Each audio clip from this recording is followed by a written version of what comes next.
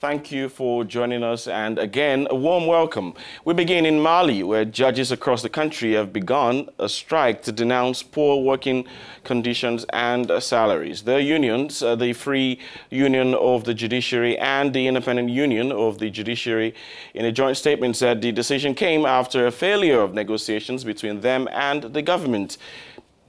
Indeed, Jerry. Among their demands is also better security for their workers. They want improved protection for judiciary. No judiciary services will be provided during the strike, and several other strikes were held in previous months. Pendant leur grève, je précise que plusieurs manifestations ont d'ores et déjà eu lieu ces derniers mois au Mali.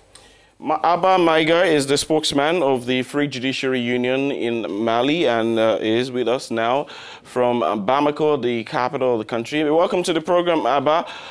You have now embarked on an indefinite strike this time, but this really isn't the first time you are going on strike. So after several industrial actions, why are you still at it?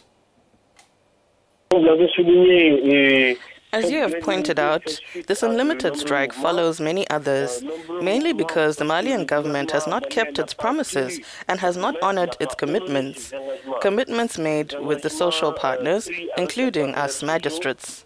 To come to the present movement, we've tried every opportunity to enter into dialogue.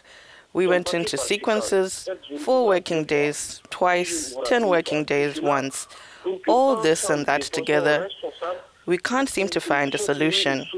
So given the government's position during these dialogues, or the government's contempt, indifference, and inaction in the face of our grievances, we decided to toughen the tone and declare an unlimited strike to get the government to make us responsible and concrete proposals.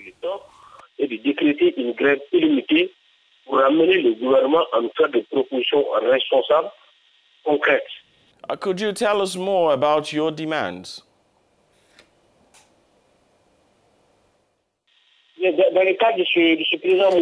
So within the framework of the strike, we have 2 demands: the security of the courts and judicial personnel.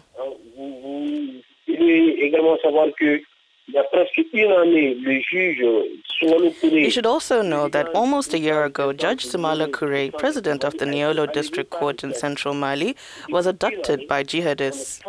And for a year, we had no news of President Soumala Kouré, who was kidnapped in the exercise of his functions. We therefore asked the government to secure the courts and judicial personnel, which is the first of our demands.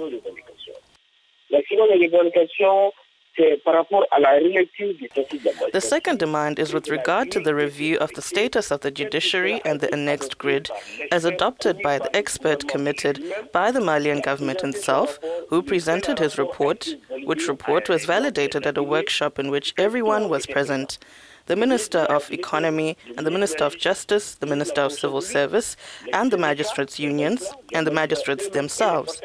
We are only asking for the implementation of this document, and those are our 2 complaints. And that is now well understood. But how far are you willing to go to press home your demands in order for you to achieve them? We are ready to go all the way. We are tired of going out every year to make wage demands, to disrupt the functioning of jurisdictions that are power for wage issues.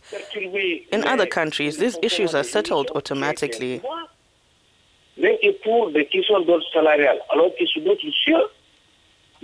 But in Mali, for more than 20 years, the democracy has been there.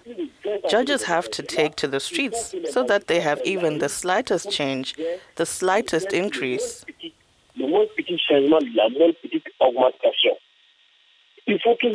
We must always take to the streets, which is not the government's responsibility. In other countries, it does not happen like that. So these questions are settled automatically.